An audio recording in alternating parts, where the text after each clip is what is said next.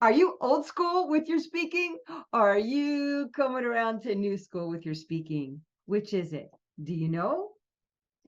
There's so many ways that we don't do anymore. They're not effective anymore. Old school ways of being a speaker. Speaking has changed. For one, obviously we've gone online, but speaking has changed in what your audience expects and wants from you. So it used to be you would have your teaching points and you'd have your 3 teaching points, and you'd start with what you're going to tell them. Then you tell them what you're going to tell them. Then you tell them what you told them, right? That was the formula. I don't know about you, but I don't love formulas. And I think sometimes you become too formulaic and it doesn't connect to the audience. And that's kind of the old school way of doing things.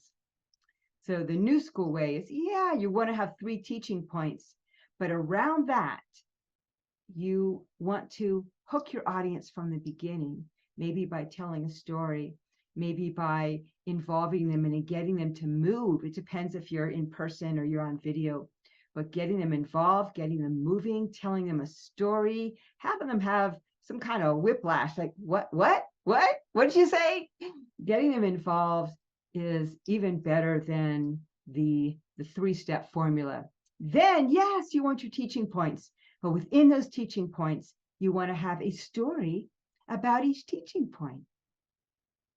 And you want to have ways of making that teaching point interesting and really connect. Oh, and here's another thing that I'm guilty of, and I know a lot of you out there are guilty of this too. We could use a better word than guilty, but you know what I mean. And that is over explaining and over talking.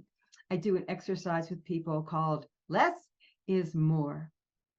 So on that note, I hope you join me for one of my boot camps, and less is more. So I'm signing off here.